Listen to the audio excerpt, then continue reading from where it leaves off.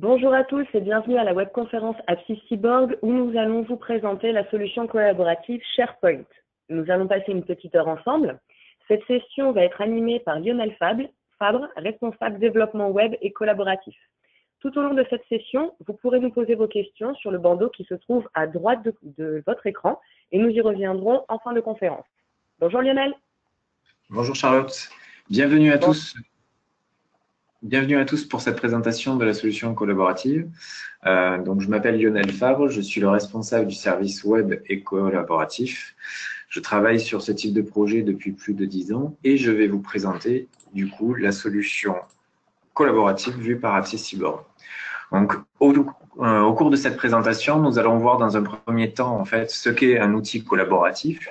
Puis, nous parlerons de la solution qui a été choisie par Apsis Cyborg pour ces outils collaboratifs. Nous ferons une petite démonstration à travers quelques exemples rapides de cet outil, puis nous verrons notre méthodologie et notre offre. Tout d'abord, partons d'un constat. À l'heure actuelle, on s'aperçoit que nos méthodes de travail ont fortement évolué en quelques années. Nous sommes passés d'un mode assez cloisonné à un mode beaucoup plus collaboratif. Nous avons vu en fait le nombre de collaborateurs et le nombre de matériaux sur lesquels nous communiquons augmenter et se diversifier au fur et à mesure des années. Les sujets que nous traitons au quotidien avec nos collaborateurs, qu'ils soient internes ou externes à notre société, il peut s'agir aussi bien de vos collaborateurs internes que de vos clients ou de vos fournisseurs, a fortement évolué et s'est fortement diversifié. Vous traitez de plus en plus de sujets au quotidien qui sont de plus en plus variés via des canaux de communication qui sont de plus en plus différents. De cela, en fait, on va en observer en fait plusieurs multiplications. Vous avez multiplié en fait les collaborateurs avec lesquels vous collaborez. Il peut s'agir en fait à nouveau d'une multiplication aussi bien par leur nombre que par leur diversité. On observe aussi une multiplication des sujets à traiter. À nouveau, on peut aussi bien parler de diversité des sujets que vous traitez au quotidien avec d'autres personnes que du nombre de sujets que vous traitez au quotidien. On a du coup par conséquent une multiplication des fichiers. À nouveau, il s'agit aussi d'une multiplication aussi bien par leur diversité que par leur nombre ou des mails que vous recevez. Qui aujourd'hui n'a pas une boîte mail, un Outlook ou n'importe quel client mail qui déborde en fait au quotidien de mails dont il est difficile des fois en fait d'arriver à évaluer lesquels sont urgents, lesquels sont moins urgents, lesquels sont carrément peut-être inutiles. Donc, les mails, en fait, aujourd'hui, ont une tendance à prendre de plus en plus d'ampleur dans notre quotidien et on va voir en quoi l'outil collaboratif peut nous aider à faire un petit peu de tri là-dedans. On a aussi une multiplication des informations, puisqu'en fait, toute l'information ne passe pas ni forcément par un fichier ni par un mail. Il peut y avoir une multiplication de vos contacts, une multiplication de vos rendez-vous, des news, des annonces, tout un ensemble d'informations en fait que vous traitez à nouveau très régulièrement avec un très grand nombre de collaborateurs. Donc, en quoi en fait consiste une solution collaborative? Une solution collaborative va vous permettre d'essayer en fait de structurer toute cette multiplication d'informations et de faciliter en fait votre collaboration et vos échanges avec d'autres collaborateurs. Donc, une solution collaborative passe par plusieurs fonctionnalités. Alors, on pourra en citer plein, mais à mon sens, ce sont les 5 plus importantes que je vais vous présenter là maintenant. La première est la gestion de documents. Comme on l'a vu, en fait, la collaboration passe de nos jours énormément par du document, en fait. C'est-à-dire que vous allez multiplier les Word, Excel, PDF, tous ces fichiers, en fait, qui vont vous permettre de créer de l'information, de l'échanger, de la modifier, de la faire vivre avec vos collaborateurs. À nouveau, quand je parle de collaborateurs, il peut s'agir aussi bien de collaborateurs internes que externes. Donc, pour pouvoir gérer cette documentation, en fait, on entend ici aussi qu'il va falloir pouvoir en ajouter, en supprimer, en modifier, pouvoir éventuellement mettre en place tout un système de versionning d'historique, puisque de nos jours, en fait, il est important d'arriver à garder une trace des modifications qui sont effectuées par nos différents collaborateurs sur certains types de documents. La deuxième macro-fonctionnalité de la solution collaborative, c'est qu'il est très bien d'avoir pu stocker votre document et d'avoir pu du coup la gérer, mais si vous n'êtes pas en capacité de pouvoir trouver l'information lorsque vous la cherchez, du coup, ce stockage n'a aucun intérêt. Donc, la solution collaborative doit vous apporter en fait des outils de recherche qui vous permettront de facilement accéder à l'information que vous souhaitez dans la masse documentaire que vous avez stockée sur cet outil. Donc, on verra en fait en quoi l'outil que nous vous proposons répond à cette exigence. La troisième fonctionnalité, c'est le partage d'informations. C'est-à-dire que pour l'instant, on n'a fait que stocker et rechercher de l'information. Sauf que depuis le début, on parle de collaboration. Donc, ça veut dire que vous avez des interactions avec d'autres personnes autour de cette documentation. Donc, il va falloir en fait que l'outil vous propose de pouvoir partager la documentation que vous avez mis en place sur votre outil pour qu'ils puissent à leur tour éventuellement soit la consulter, soit la modifier si cela est possible, et ainsi de suite pour pouvoir en fait collaborer autour de cette documentation. Alors ici, en fait, le titre, c'est partager de l'information. Je ne parle pas uniquement de la documentation parce qu'une solution collaborative doit aussi vous permettre de partager de l'information qui est en dehors de la documentation. Par cela, on entend aussi bien, par exemple, des contacts que des réunions, mais surtout des news ou des annonces qui peuvent être faites en fait à un groupe ou à l'ensemble des collaborateurs ayant accès en fait à l'outil collaboratif. La quatrième macro-fonctionnalité, ce sont les workflows. C'est-à-dire que nous avons au quotidien dans nos métiers en fait des processus qui nous permettent de faire effectivement notre métier correctement. La documentation et l'information n'y échappent pas. C'est-à-dire qu'il y a forcément des processus en fait sur ce type d'éléments pour que nous puissions en fait correctement travailler avec ces éléments. Le plus fréquent, par exemple, en matière de workflow, est l'approbation. C'est-à-dire qu'il va y avoir une personne qui va rédiger un document ou une information et il va falloir en fait que d'autres personnes qui sont des approbateurs valident que c'est l'information qu'il fallait au bon endroit et ainsi la publier pour que le plus grand nombre y ait accès ensuite. Tous ces workflows, en fait, l'outil collaboratif doit permettre tout simplement de mettre en place des workflows et doit avoir un moteur de workflow. La cinquième macro-fonctionnalité, et certainement l'une des plus importantes, c'est qu'il est rare qu'une société donne accès à l'intégralité de ses documents et de ses informations à l'intégralité des gens qui peuvent y accéder, à l'intégralité de leurs collaborateurs, pardon. Donc, il va falloir en fait avoir des outils qui vous permettent de sécuriser en fait les documents et l'information en fonction de la personne qui essaye d'y accéder. On va créer du coup des groupes et des autorisations notamment. Donc, la solution que Apsys Cyborg a choisie est SharePoint. Alors, on va rapidement en fait faire juste une petite présentation, puis je vous montrerai l'outil. Donc, en quelques mots, en fait, c'est quoi SharePoint?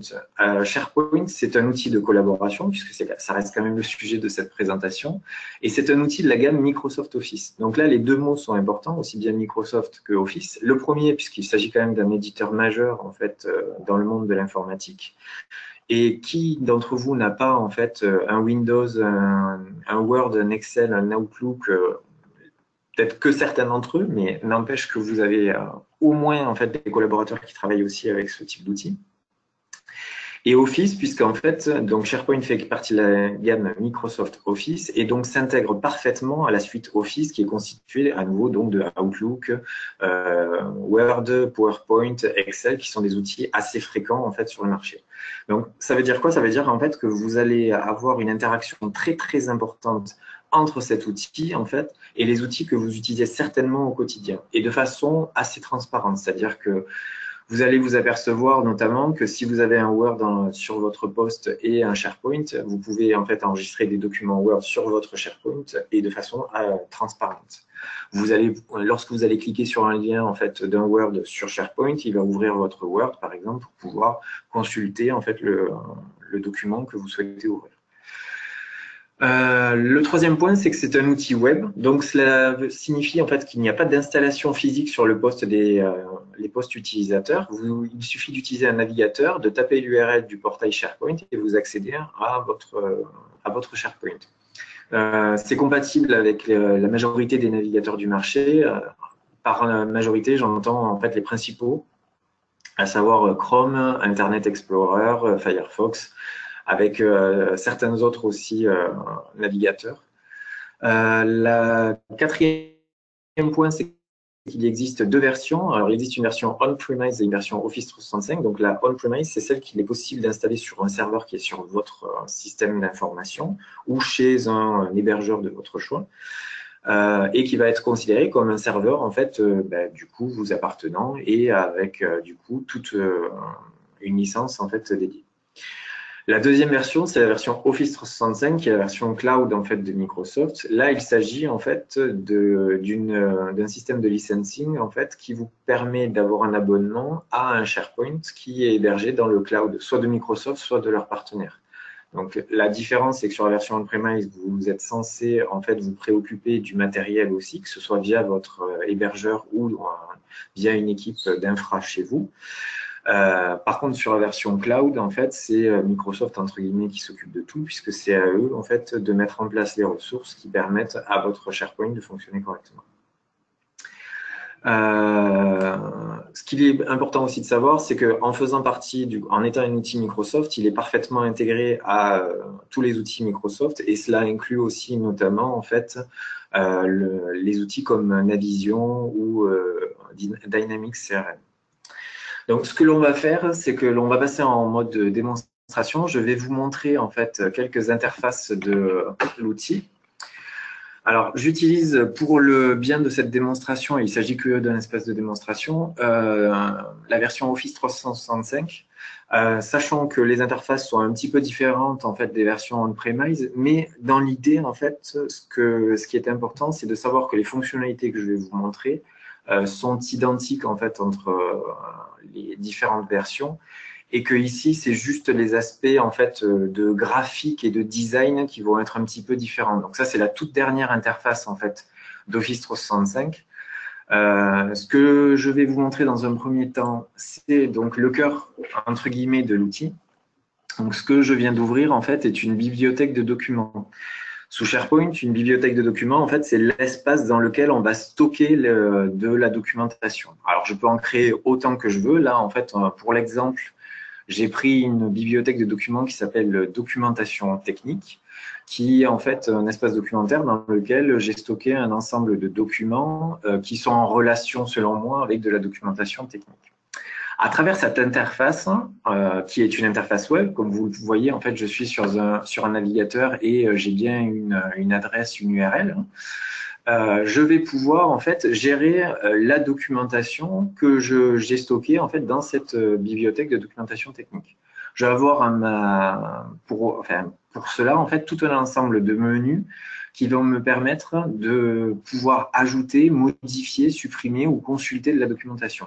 À nouveau, pour une question de démonstration, en fait, je suis avec un compte qui a absolument tous les droits sur cette bibliothèque, mais il faut imaginer en fait que tout est modulable et du coup, je pourrais très bien utiliser aussi un compte qui n'a que des accès en fait en lecture. Dans le cas en fait des accès en lecture, je ne vois absolument pas les menus auxquels je n'ai pas droit.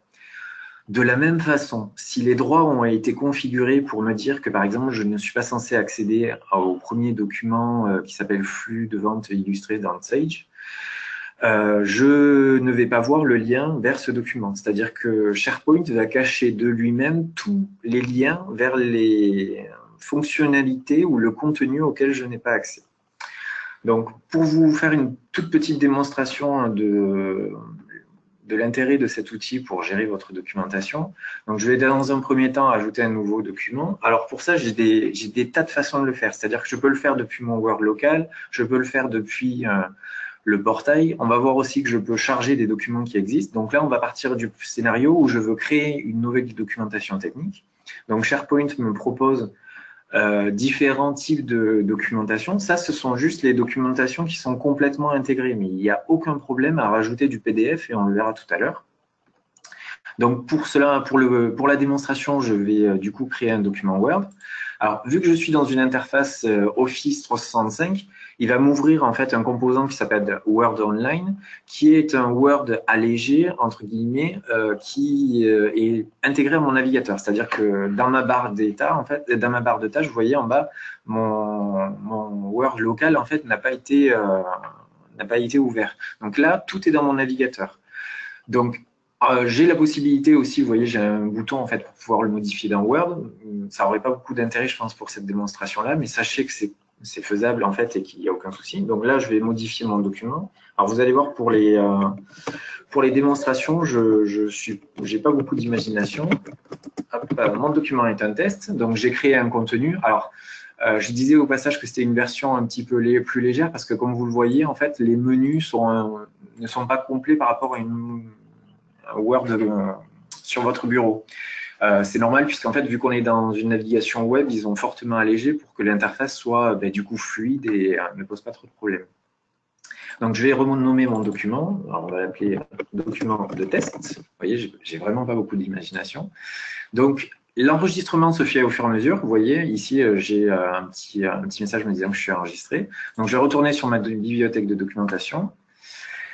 Et là, donc, je suis de retour sur ma documentation et je vais pouvoir, en fait, chercher mon document. Alors ici, voilà, il est ici. Donc, qui est le document que je viens de créer à l'instant.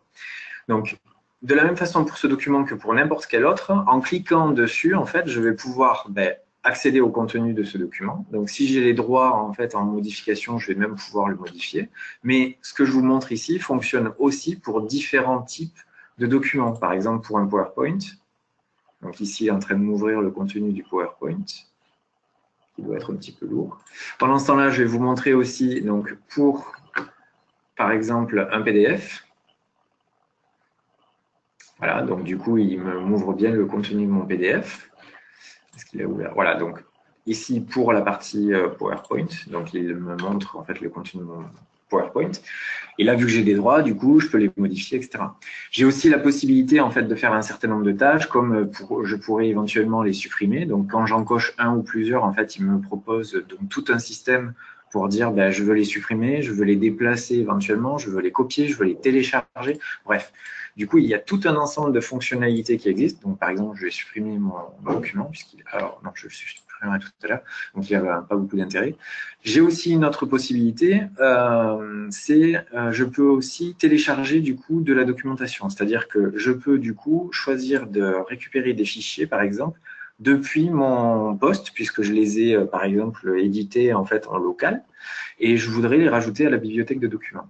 Donc, soit je passe par les menus, soit, ce qui est plus intéressant ici, c'est que j'ouvre, par exemple, en local, mon répertoire, je sélectionne les documents que je souhaiterais ajouter et du coup, j'ai plus qu'à les glisser et les déposer. Donc là, en fait, il est en train de me dire qu'il est en train de charger mes documents et du coup, j'ai mes documents qui apparaissent ici, en fait, donc dans ma bibliothèque. Alors, ce qui est intéressant maintenant, c'est de voir aussi que la documentation est très importante, mais l'information aussi va être capitale. C'est-à-dire que l'information, c'est plus que votre document. Le document contient de l'information, certes, mais il y a aussi des tas d'informations en fait, qui sont autour de ce document et qui vont pouvoir vous permettre d'enrichir en fait, ce document. Et sans le savoir, en fait, vous utilisez ce type d'informations très régulièrement. Les deux plus fréquentes, en fait, par exemple, c'est la date de modification et l'auteur de mon document. Comme vous le voyez, dans cette grille qui m'affiche tous les documents de ma bibliothèque, j'ai en fait des colonnes, dont deux qui sont en dehors du titre, hein, bien entendu, qui sont la date de dernière modification et la personne qui a modifié le document. J'ai aussi la possibilité de rajouter en fait des données qui sont personnalisées en fonction de mon besoin. Donc ici, pour les biens de cette bibliothèque, j'ai une colonne qui s'appelle Produits et qui indique à quel type de produit est assignée la documentation technique. Donc je vais pouvoir facilement modifier les informations de mon document. Donc pour cela, alors, pour vous donner un exemple à quel point c'est assez simple, j'ai la possibilité du coup d'afficher les informations sur mon document et je vais pouvoir dire ici, en fait, dans la liste qui a été préétablie pour moi, à quoi correspond en fait ce document. Donc par exemple, je vais dire c'est X3. Là, automatiquement, du coup, il va me le remplacer. Alors vous allez me dire, ouais, bon, ok, c'est sympathique, mais je ne vois pas trop l'intérêt. L'intérêt, il est très simple, c'est que ici, en fait, dans cette bibliothèque, comme vous pouvez le voir, j'ai déjà pas mal de documents. Et encore, on peut faire des bibliothèques qui sont beaucoup plus importantes, en fait. On peut avoir des bibliothèques à plusieurs dizaines de milliers de documents sans aucun souci. L'idée ici, c'est de dire, OK, mais par contre, cet outil et en quoi il va me permettre, une fois que j'ai stocké toute ma documentation, de retrouver correctement l'information que je recherche. Et justement, en fait, on va voir qu'il y a plusieurs possibilités et cette information complémentaire là que j'ai nommée produit est un axe qui va me permettre de retrouver mon information. Puisque grâce à cette, toujours je suis resté dans la même interface, je vais avoir la possibilité de dire en fait que je veux faire en fait un tri sur cette colonne et que je veux choisir par exemple tout ce qui est en rapport avec Dynamics CRM et Dynamics NAV. Hop, je clique sur appliquer et là en fait il m'a renvoyé uniquement les documents pour lesquels j'ai indiqué que le document était assigné à Dynamics CRM et à Dynamics NAV. Alors en sachant que cela en fait est de la configuration mais manuel, il n'y a pas de développement derrière ce que je suis en train de vous montrer, et qu'il est possible en fait de rajouter autant de colonnes que l'on le souhaite. Alors quand je dis autant de colonnes, je crois qu'on est limité à quelque chose comme à nouveau plusieurs centaines, mais après il y a très peu d'intérêt d'en avoir non plus beaucoup. L'idée en fait c'est de structurer votre documentation et de structurer l'information importante autour de cette documentation pour vous permettre de créer un maximum d'axes de recherche de votre documentation. C'est-à-dire qu'ici aussi, je pourrais avoir par exemple un type en disant que je veux séparer les factures, les devis, etc. Donc, je peux en fait reproduire cette structure autant de fois que je le souhaite. Donc, je peux avoir un certain nombre de colonnes. Du coup, ce qui fait que quand mes collaborateurs vont accéder à cette bibliothèque, il y en a qui vont peut-être la chercher par produit, il y en a d'autres qui vont peut-être la chercher par auteur, il y en a d'autres qui vont peut-être la chercher par type de document et ainsi de suite. Donc, on va pouvoir en fait créer des axes de recherche pour accéder à l'information que l'on souhaite. En sachant que là, toutes les colonnes en fait sont triables et sont filtrables. C'est-à-dire que je peux en fait, vous voyez, modifier du plus récent au plus ancien. Je peux modifier, bon là, je pense qu'il y aura qu'un seul auteur. Je peux faire des filtres sur les dates, sur les auteurs, etc.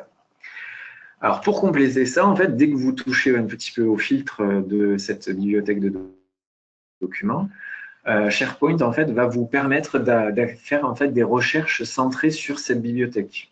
Donc du coup ici je vais retrouver un certain nombre d'informations et je vais pouvoir par exemple demander tous les PDF qui sont en rapport avec Sage 100. Et là il va me faire un tri en fait sur ces PDF là.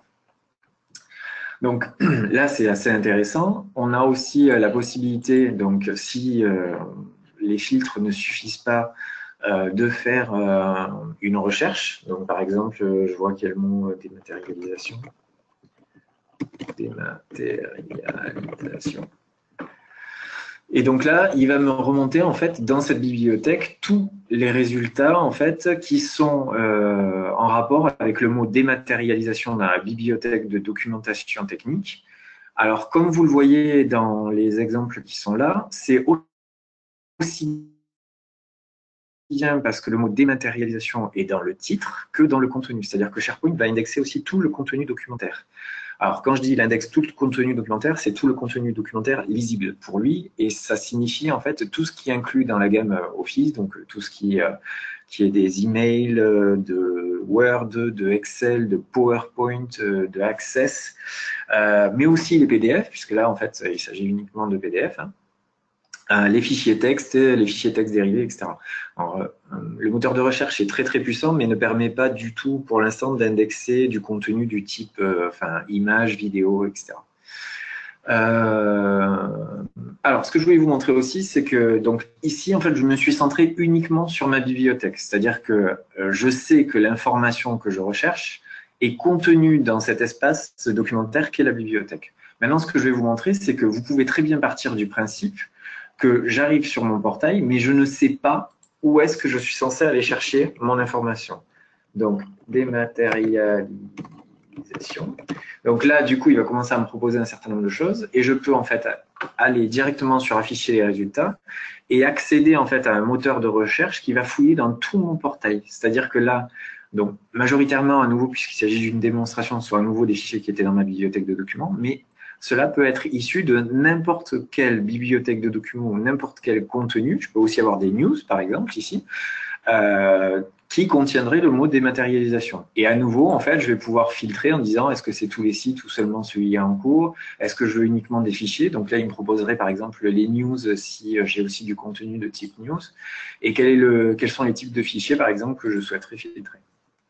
Sachant que le moteur que vous voyez, enfin l'affichage que vous voyez ici est fortement paramétrable, c'est-à-dire qu'il est possible, par exemple, quand vous utilisez Google, vous avez des liens sponsorisés. On peut créer ce type de choses. On peut remonter aussi la pertinence de certains documents en disant que voilà, si un collaborateur cherche le mot dématérialisation, il veut peut-être la fiche de dématérialisation pour un produit en particulier, puisqu'on a remarqué que c'était celui qui était le plus demandé. En sachant aussi que la pertinence va être automatiquement réajustée par SharePoint, c'est-à-dire que si une majorité d'utilisateurs en cliquant, enfin en cherchant dématérialisation, clique sur Sage 1000 banque paiement, en fait, plus ça va aller, plus le document en fait va remonter dans les résultats de recherche. Donc voilà. Donc sachant que ici aussi, si, alors j'ai pas eu le temps pour cette démonstration, mais on pourrait tout à fait mettre en place un système avec les mots-clés en fait qu'on a vu tout à l'heure. C'est-à-dire que je pourrais avoir le type de produit du coup, parce que je l'ai mis à plusieurs endroits sur mon portail et dire que bah, du coup, vu que une majorité de mes documents sont liés à un produit, je peux aussi sélectionner un produit qui va me permettre de filtrer en fait le contenu. Donc voilà. Donc là, l'idée je voulais faire un petit peu un point sur cette gestion de documents. Donc l'idée, c'est de vous montrer en fait qu'on est en capacité donc de stocker de l'information, qu'il y a quand même beaucoup de choses. Alors je vous parle, puisqu'à nouveau on n'a pas un temps non plus trop grand, je pourrais vous montrer aussi tout ce qui est versionning, tout ce qui est workflow d'approbation, tout ce qui est historique, etc. Donc toutes ces fonctionnalités sont parfaitement intégrées à cet outil-là. Et tout cela va compléter la gamme de possibilités que vous aurez pour gérer votre documentation. Donc, je vous ai montré rapidement comment en fait créer de la documentation, comment la supprimer, comment la modifier, et surtout en fait comment la chercher à travers de différents axes. C'est-à-dire que aussi bien en utilisant les filtres ici que les filtres complémentaires, la recherche localisée sur la bibliothèque ou la recherche généralisée. Donc, le deuxième aspect que je souhaiterais vous montrer, c'est vous faire un petit topo en fait sur les différents, sur certaines possibilités de l'outil en matière de publication, enfin de collaboration. Alors, on entrevoit en fait généralement chez nos clients, comment dire, deux axes majeurs en matière de publication et de collaboration d'informations. La première, en fait, c'est celle que je vais vous montrer tout de suite, c'est tout ce qui concerne en fait une publication ou une collaboration autour de l'information d'entreprise. Donc, c'est-à-dire par exemple un intranet ou un site en fait dédié au RH ou un site dédié à l'espace en fait commercial, etc., etc. Donc, le but ici, en fait, c'est de créer un espace dans lequel le collaborateur va pouvoir surtout consommer l'information. Une équipe va forcément être chargée, elle, de créer cette information. Donc, souvent, en fait, ce sont le marketing et la communication pour tout ce qui est news, etc. Ça va être du coup tous les responsables métiers pour tout ce qui est justement publication d'informations sur la partie métier. Ça va être du coup l'équipe RH pour tout ce qui est en fait information autour de RH, etc., etc. Donc en fait, on va créer, des personnes vont créer de l'information et la majorité des collaborateurs ici accèdent à l'information pour pouvoir en fait la consommer. Alors par collaborateur à nouveau en fait, là je vais donner l'exemple d'un intranet parce que c'est quand même quelque chose d'assez fréquent, mais on peut aussi penser en fait à un extranet, c'est-à-dire qu'il est tout à fait possible de mettre en place un portail et de l'ouvrir à une partie de vos fournisseurs ou de vos clients pour qu'ils puissent accéder à des informations et dont vous gardez la maîtrise, c'est-à-dire que c'est vous qui éditez, c'est vous qui décidez de qui accède à quoi. Et cela vous permet du coup de créer un canal de communication en fait avec vos utilisateurs. Donc là, l'exemple de l'intranet, c'est juste pour vous montrer une page d'accueil qu'on pourrait mettre en place. Donc, ce serait un intranet ici en fait avec un certain nombre d'informations qui sont présentées dès l'arrivée de l'utilisateur. Donc, l'utilisateur se connecte et il a accès à ce que l'on a considéré comme étant les informations les plus pertinentes. Donc, je vais avoir ici en fait un ensemble de liens en fait qui va me permettre d'accéder à des espaces. Donc, par exemple, l'espace projet. Donc, du coup, je vais me connecter sur l'espace du projet intranet, etc. Ça peut être du coup aussi l'accès en fait à l'espace RH. Donc, ici, j'ai un sous-espace. Donc, je vous montrerai aussi tout à l'heure. Donc, on a créé en fait, du coup, sur cette page d'accueil, un ensemble de liens en fait qui va me permettre de naviguer vers soit des outils internes, soit des outils externes. Donc, par exemple, je vais avoir l'outil de support qui est accessible depuis mon intranet ou la documentation marketing et communication aussi pour tout ce qui est modèle, les plaquettes PowerPoint, les plaquettes publicitaires, etc. via du coup des liens assez simples à mettre en place. Ces liens peuvent prendre toutes les formes, donc là j'ai décidé de les mettre sous forme de logo, mais je les ai aussi éventuellement sous la forme de menu. Tout est modifiable. Donc d'ailleurs, je vous montrerai très rapidement tout à l'heure un petit peu tout ce que cela permet de faire. J'ai aussi sur cette page d'accueil, toujours dans l'idée de dire de quoi le collaborateur a besoin en fait pour pouvoir, qu'est-ce qui va l'intéresser. J'ai en fait un ensemble de liens, notamment vers des documents qui lui ont semblé en fait être pertinents d'être accessibles dès la page d'accueil. J'ai aussi un ensemble d'actualités. Donc ici, en fait, le service de communication en fait publie un certain nombre d'actualités et d'événements. Donc voilà, l'idée ici en fait c'est de créer du lien en fait avec le contenu dès la page d'accueil pour permettre à l'utilisateur de tout de suite en fait accéder à l'information qui va lui être utile. Donc lorsque je vais accéder à l'intranet par exemple, je vais me dire moi ce qui m'intéresse en fait c'est dans la partie RH. Et donc là j'ai à nouveau ici en fait une page d'accueil dans la partie RH qui va me permettre d'accéder aux actualités RH, aux essentiels de la partie RH, qui ne sont pas les mêmes en fait que ceux que j'avais tout à l'heure, et à un certain nombre de sous-espaces. D'accord ? Mais à nouveau, en fait, ici, on ne fait que présenter sous une forme en fait des éléments que vous allez reconnaître en fait, qui sont des bibliothèques de documents ou du contenu en fait, d'autres sous-espaces par exemple, pour pouvoir y accéder. Donc là, c'était juste pour vous montrer en fait la possibilité, l'une des principales raisons d'utiliser cet outil aussi, qui est de collaborer en fait autour de l'information et de la publier. Là, c'est plus la publication d'informations. Donc, on va avoir une équipe qui va publier de l'information et on va pouvoir ensuite la consommer en tant que collaborateur. Alors, je voulais juste vous montrer que, comme vous voyez, j'ai des petits menus en fait un peu partout là, modifier, nouveau, edit, qui, puisque je suis administrateur en fait de cet espace, me permettent absolument de customiser tout. C'est-à-dire que là, je peux rajouter un nouveau lien, je peux modifier intégralement la page. Donc, c'est-à-dire qu'en tant qu'administrateur, ici, je peux rajouter un nouvel élément du texte, du contenu, des contacts, des liens vers Yammer, etc., etc., etc.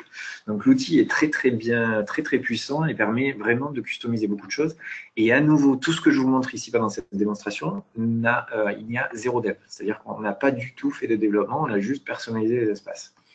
Si vous avez déjà un SharePoint chez vous, en effet, cette interface ici peut-être ne vous parle pas, puisque à moins que vous soyez déjà sur Office 365, mais c'est exactement la même chose en fait lorsque vous êtes sur une version en fait on-premise, ça doit un peu plus ressembler à cette version-là.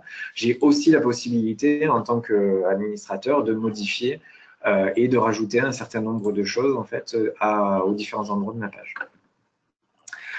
Le deuxième exemple que je voudrais vous donner, en fait, c'est plus au niveau de la collaboration en tant que telle. C'est que souvent, on collabore autour d'un sujet. Donc, ça va être soit un produit, ça va être par exemple une idée, mais souvent, ça va être un projet. Donc, voici un exemple, par exemple, d'interface qui est à nouveau entièrement customisé et qui a été fait sur un exemple qui uniquement pour la démo, qui permet en fait de montrer à un utilisateur qui travaille sur le projet intranet en fait les informations dont il a besoin et après il peut faire des recherches un peu plus poussées pour accéder à une information en particulier. Mais par exemple, en discutant avec mon responsable, lui, ce qui va l'intéresser, c'est d'avoir tout de suite, en fait, de voir où est-ce qu'on en est au niveau du projet. Donc, on a mis en place une frise montrant, en fait, les différents jalons du projet et où est-ce qu'on en était à l'heure actuelle. Il va vouloir pouvoir accéder à un certain nombre de documents qui ont été tagués comme importants. Donc, du coup, on a un accès à une bibliothèque de documents avec un certain nombre de documents qui sont en relation avec ce projet-là. Et il va avoir accès aussi à un flux d'actualité dans lequel, en fait, on va pouvoir échanger des informations pour pouvoir notamment en fait diminuer le nombre de mails qu'on a dans notre boîte mail. C'est-à-dire que par exemple, lorsque l'on va vouloir se mettre d'accord sur une date de réunion ou que l'on va vouloir parler rapidement d'un document et que l'on n'est pas sur le même site et que du coup on doit pouvoir échanger, on peut utiliser ce genre de choses-là qui nous permet d'avoir une traçabilité de ce qui a été dit au sujet de ce projet-là, tout en évitant en fait d'envoyer 10 000 mails, d'échanger 10 000 mails en fait en disant oui, alors du coup, je peux pas moi à 14 heures, non mais moi je peux pas non plus à 16 heures. Enfin, d'éviter tous ces échanges de mails, en fait, de les mettre en fait dans ce flux d'actualité qui va permettre d'être la référence en fait pour les informations relatives à ce projet à l'intranet. L'idée dans les deux cas, que ce soit l'intranet que je vous ai montré ou l'espace projet, c'est de dire que l'utilisateur doit pouvoir accéder grâce à un point unique à toute l'information concernant un sujet. Donc, soit c'est une information en fait qui est entre guillemets par rapport à la société ou par rapport au RH, au marketing, etc. Donc, à l'un de vos services, par exemple. Donc, quelles sont les informations qu'on va lui mettre à disposition dès qu'il arrive sur la page d'accueil? Ensuite, derrière, il y a bien entendu en fait du contenu, c'est-à-dire qu'on va créer des bibliothèques, des choses comme ça, et l'utilisateur va pouvoir y accéder via des liens, via des sous-espaces, etc., etc. Le deuxième exemple, qui est le projet, en fait, l'espace projet, lui, reprend exactement la même logique, c'est-à-dire qu'on va avoir un espace qui va être dédié à votre projet et qui va contenir tout le contenu relatif à ce projet, et on va y créer en fait une interface pour que vous puissiez en fait accéder facilement à cette information. Chacun d'entre vous, vous travaillez certainement différemment en fait d'une société à une autre. On a tous nos process, notre façon de travailler. C'est pour ça que cet outil est intéressant, c'est parce qu'il est configurable, il est personnalisable. On peut en fait en effet modifier toutes ces interfaces, toute la structure, c'est-à-dire que même pour les bibliothèques de documents, comme vous l'avez vu en fait, elles sont très faciles en fait à modifier et à moduler. Et en fait, on va pouvoir adapter l'outil à votre façon de travailler et à votre contenu. L'idée de ce type d'outil, en effet, c'est de créer de la richesse autour du contenu et du contenu documentaire et de l'information qui existe déjà en fait dans votre société. De vous permettre aussi d'y accéder facilement et simplement. Alors, je vais re-switcher maintenant sur la présentation. Donc, ce que je vais vous présenter maintenant, en fait, c'est l'accompagnement qu'Apsis-Cyborg vous propose pour mettre en place ce type de projet et en faire une réussite. Donc ici, en fait, on va partir de l'idée où la majorité de nos clients, en fait, souhaitent ou sont contraints parfois d'aller vers ce genre de solution, mais ne savent pas vraiment en fait comment s'y prendre. Car structurer en fait ce type de portail, c'est quand même quelque chose d'assez important et impactant pour les collaborateurs qui vont l'utiliser par la suite. Donc, ce que nous vous proposons, en fait, c'est la mise en place en fait, d'une méthodologie en 4 étapes qui, en fait, commence tout simplement par un accompagnement à la définition du besoin qui ne va pas se faire, entre guillemets, selon le schéma un peu classique du cahier des charges. C'est-à-dire que ce que nous remarquons souvent, c'est que le cahier des charges, lorsqu'il est rédigé en début de projet, contient souvent des trous un petit peu dans la raquette au niveau de la définition du besoin. Il a été défini en fait sans prendre en compte non plus complètement les spécificités de l'outil et du coup en s'adaptant un tout petit peu en fait on peut arriver à faire quelque chose de bien meilleur qu'en essayant de tordre l'outil dans un sens où celui-ci ne pourrait pas aller. Donc toutes ces constatations-là, en fait, nous ont mené à plutôt proposer en fait un accompagnement sous la forme en fait de workshops avec des key users. C'est-à-dire que, alors je décrirai un peu plus en détail cette partie-là juste un peu plus loin, mais l'idée c'est de dire que le comité de pilotage du projet va définir en fait un certain nombre de personnes qu'ils ont identifiées comme étant des personnes, des key users qui sont importants pour définir la future structure. Nous allons en fait faire avec eux en fait des ateliers pendant lesquels ils vont nous décrire le besoin et au fil de l'eau en fait on va leur faire des démonstrations de l'outil et essayer de mettre en place les besoins qu'ils vont nous décrire. On va arriver en fait à la fin de ces itérations entre les différents ateliers à la mise en place d'un POC ou d'une maquette qui va montrer que l'outil sera susceptible de pouvoir répondre en fait à votre besoin. Donc du coup, cette première étape va nous permettre de mettre les bases de notre pyramide, c'est-à-dire qu'on a fait en fait, on a mis en place des workshops, on a étudié le besoin, on a récupéré ce besoin et on a été capable de mettre en place une maquette en fait qui montre la puissance de l'outil par rapport aux besoins que vous avez décrits. La deuxième, c'est la conception de la structure du portail. C'est-à-dire que maintenant qu'on a besoin, ben, il va falloir passer à la mise en place. Et pour faire passer à la mise en place, on va du coup, nous, de notre côté, en fait, définir une structure, la concevoir. Alors, cette structure, c'est aussi bien technique que fonctionnelle. C'est-à-dire qu'on c'est aussi bien, on va parler de serveurs de réseau, d'authentification, etc., que de sites, sous-sites, d'espaces documentaires, quelles sont les informations, quels sont les processus métiers que vous voulez mettre en place, etc., etc. On va définir donc tout ça dans un ensemble de documentation, toute une documentation, pardon, et on va concevoir en fait tout cela sur la base du coup du besoin que vous nous avez décrit, mais aussi de notre expertise en fait en matière de limitation technique, de l'application des droits, car en fait la matrice des droits que vous aurez donnée en fait sera fortement impactante sur la structure que nous allons mettre en place, puisque nous l'optimisons en vue notamment de cette application des droits et de tous les retours utilisateurs que nous avons pu avoir par le passé.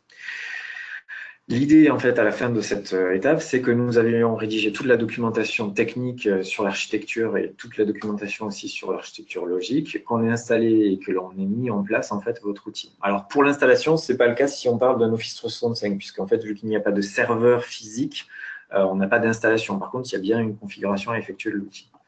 Donc, avec cette étape-là, en fait, vous avez un portail qui fonctionne. Donc, vous pourriez démarrer. Alors là, comme vous le voyez, je vous ai parlé d'une pyramide, ça veut dire qu'il m'en manque encore un petit morceau. Donc, pour nous, le projet ne s'arrête pas à la mise en œuvre de votre portail. C'est-à-dire que ce n'est pas en ayant mis cet intranet, cet extranet, cet espace projet, cette gestion de documents, que le portail s'arrête. Pourquoi? Parce que votre besoin, lui, va continuer à vivre. C'est-à-dire que au fur et à mesure, votre structure, certainement comme n'importe quelle structure de nos jours, est obligée de s'adapter à ses utilisateurs, à ses clients, à ses fournisseurs, à la législation, et on va être obligé en fait d'évoluer aussi dans notre façon de gérer la documentation. Donc pour éviter que ce portail en fait ne devienne un portail vide de sens dans quelques mois ou quelques années après sa mise en place, on vous propose aussi un accompagnement à la mise en place d'un plan de gouvernance qui consiste assez simplement, entre guillemets, à définir en fait des procédures pour gérer en fait votre portail. Donc ça va notamment passer par la définition des rôles des différents acteurs du portail, des règles d'utilisation pour chacun de ces utilisateurs et des procédures que chacun d'entre eux est censé suivre en fait pour pouvoir faire fonctionner en fait le portail. Ça veut dire quoi? Ça veut dire par exemple qu'on va apprendre à un administrateur d'un site, en fait, comment enrichir sa structure documentaire. Donc, comment il va créer de nouvelles bibliothèques, comment, en fait, il va créer de nouvelles colonnes, et pourquoi et dans quel cas il est censé le faire. Le but, c'est de vous donner, à travers toutes ces documents et toutes ces formations, les moyens, en fait, de continuer à faire évoluer vous-même votre portail. Mais de le faire évoluer, en fait, de façon à ce que, du coup, il puisse continuer à être un outil intéressant et intelligent pour éviter du coup que vos utilisateurs arrêtent de l'utiliser du jour au lendemain. Donc, ça va se mettre en œuvre de quelle façon? On va faire en fait à nouveau des ateliers où on va réunir les gens autour de la table et on va voir avec eux en fait qui fait quoi, comment et de quelle manière. Ça va, du coup, tout va être documenté dans ce qu'on appelle un plan de gouvernance qui est souvent accompagné d'un plan de formation. C'est-à-dire que vous allez avoir, par exemple, de nouveaux entrants dans votre société. Il va peut-être falloir les former à gérer un site ou à utiliser l'outil, tout simplement. Alors, attention, quand on parle de plan de formation, on n'entend pas forcément une formation au sens où on a un formateur et des stagiaires. Ça peut passer par des tas de moyens de communication. On fait aussi beaucoup de procédures, on fait aussi beaucoup de tutoriels vidéo, c'est-à-dire que c'est de plus en plus fréquent, on enregistre en fait l'utilisation que l'on fait du portail et on la commente en fait. Et quand l'utilisateur a besoin de savoir comment supprimer un document dans une bibliothèque, par exemple, il clique sur la vidéo, en 30 secondes en fait, il a les informations et c'est généralement assez suffisant. Donc là, on a mis en place presque le chapeau, on va dire, de notre pyramide, donc avec la gouvernance. Et bien entendu, en fait, on vous permet d'avoir aussi un support et un suivi sur les projets en fait de ce type-là. Alors, ce support et ce suivi est fait à tous les niveaux, c'est-à-dire que c'est aussi bien technique que fonctionnel. On peut aider en fait aussi bien les administrateurs qui ont installé et qui doivent maintenir la ferme SharePoint que les gestionnaires de sites, que les utilisateurs, etc. Ce support et ce suivi aussi passent par différents niveaux. On a une plateforme en fait web sur laquelle une fois que vous avez un abonnement, en fait, vous pouvez ouvrir des tickets et on répond. Et en fait, on va du coup pouvoir interagir avec vous via cette plateforme. Ça passe aussi par la documentation technique, de la rédaction de documentation tout simplement, pour pouvoir vous permettre de continuer à faire vivre ce portail et de faire de ce projet une réussite. Alors, j'ai juste attiré votre attention en fait sur le démarrage du projet. On propose aussi une offre packagée qui permet en fait de prendre en charge en fait les fameux workshops. Donc ici en fait c'est la description de la première étape que je vous disais, mais plus en détail. Donc on commence en fait le premier jour par une réunion de démarrage avec le comité de pilotage qui va définir en fait le périmètre. Pourquoi? Pour éviter que les workshops ne deviennent un peu la liste au Père Noël et du coup que le projet subisse un dérapage en fait qui n'est pas souhaité par le comité de pilotage. Donc ça nous permettra de nous de recadrer pendant les workshops le besoin sur les axes qu'ont défini le comité de pilotage, définir les gens qui vont participer à ces workshops et le planning.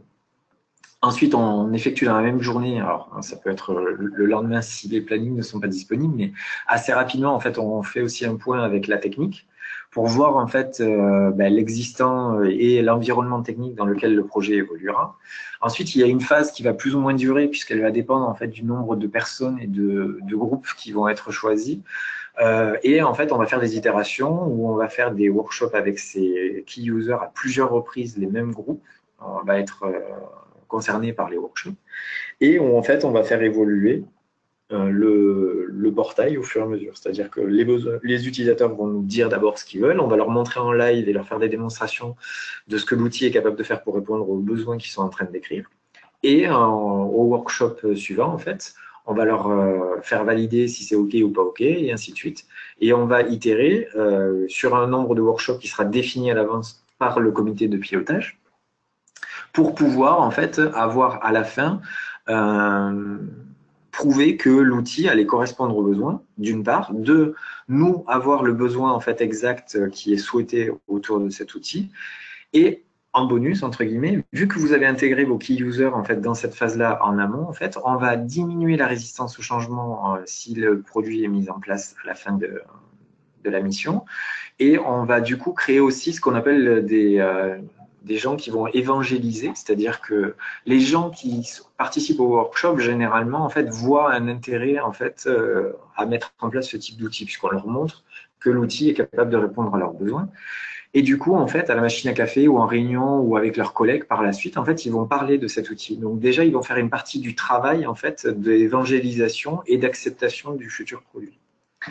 La troisième phase, là, elle concerne, ça sera chez nous, en fait, en interne. On va du coup, nous, de notre côté, analyser tous les résultats, mettre en place un cahier des charges et un planning prévisionnel pour ensuite faire présenter au comité de pilotage, en fait, nos conclusions. Donc, c'est-à-dire ce qu'on prévoit faire, comment on prévoirait de le faire. Et éventuellement un planning prévisionnel pour dire voilà si vous êtes partant en fait le portail peut être livré à telle et telle période, etc.